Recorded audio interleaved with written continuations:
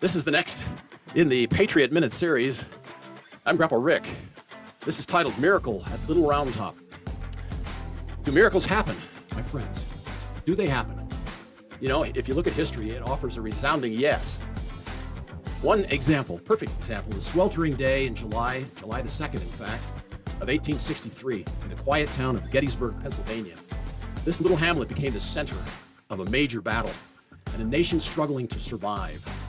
Union and rebel forces were locked in desperate combat that day, in fact, for 3 days, the 1st through the 3rd of July, to determine the future not only of our nation, but the world.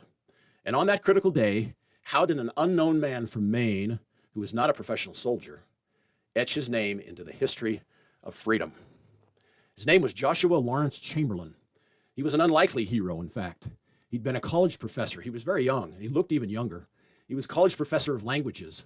He spoke 8 languages himself. He never thought he'd lead men into battle, but artillery fire now echoed up and down the line, all around them. The Union line was stretched way too thin, and General Robert E. Lee's Confederate forces rushed to press their advantage, to take advantage of this fact, especially on the end of the line. In fact, the fate of the United States hung in the balance. Winning this battle, the Confederates would, they planned, quickly to march on Washington, D.C., demanding that President Lincoln surrender. Lieutenant Colonel Joshua Lawrence Chamberlain and his men of the now famous 20th Maine Regiment were assigned to the far left flank of the Union line on a rocky outcropping called Little Round Top.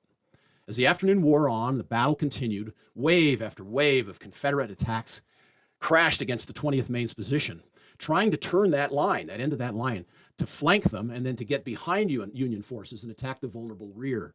The 20th Maine's ammunition, because of all the fighting they were doing, began to run low.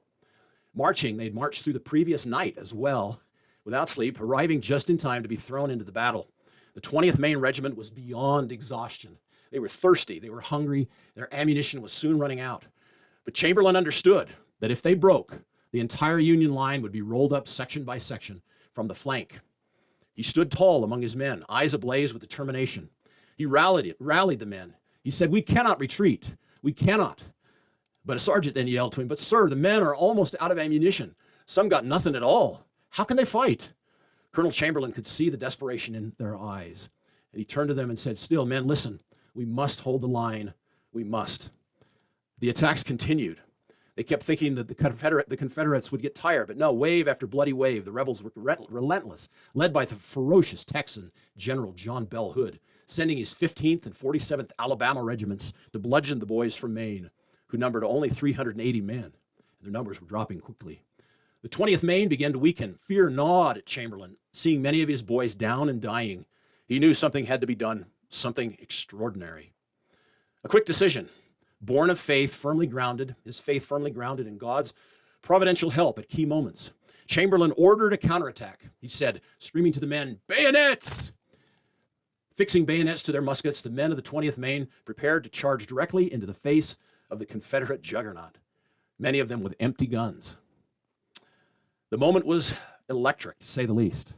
The sun hung low in the west sky, casting long shadows across the battlefield.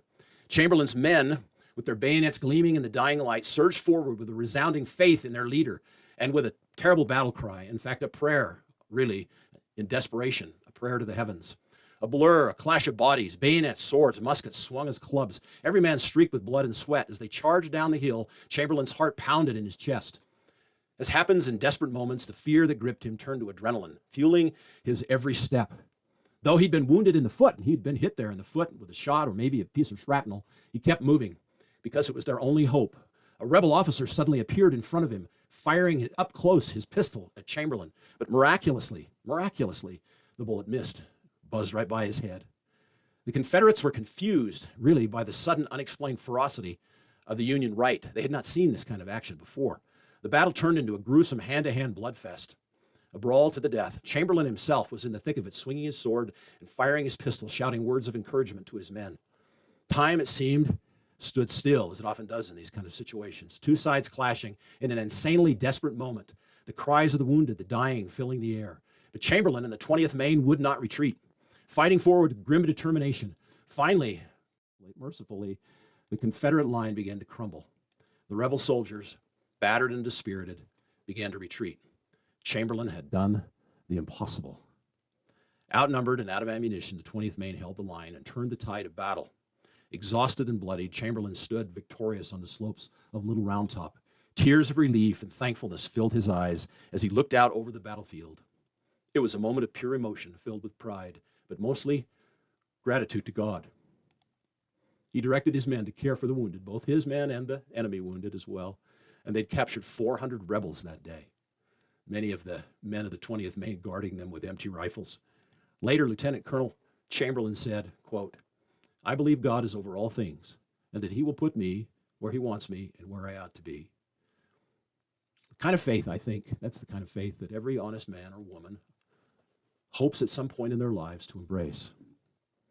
This victory at Gettysburg helped to ensure that the United States would remain a single united country and a key turning point in the history of freedom. For had Confederate forces been victorious, the United States would have ceased to exist, at least as we know it. 2, perhaps more, perhaps 10 individual nations or little statelets would have emerged upon the American landscape. Weak, competing nations, some embracing slavery and tyranny, likely hostile to each other, and with, of course, much like Europe was for hundreds of years, perpetual wars plaguing our past and into our future. That America exists at all as a powerful, free, and prosperous united country is a modern miracle. For when fascism and Nazism would rise in Europe, and communism in Russia and China, a weak, divided, hate-filled, and exhausted gaggle of different American statelets would not have the power or the means or the will, probably, to oppose such pure evil. No, without a strong, united, prosperous United States, our world would be unrecognizable today, a deep, dark, despotic abyss. That's simply the truth, my friends. And the gospel of Jesus Christ as well would be diminished or maybe eliminated throughout the world, a world controlled by tyrants and fanatics. Yes, miracles do happen, but they happen for a purpose. There is a plan, I believe. And do the choices, the deeds, the efforts, those of one person, a single person, one person in life or in history matter? It should be obvious. It should be more than obvious. I appreciate your time. I'm Grandpa Rick.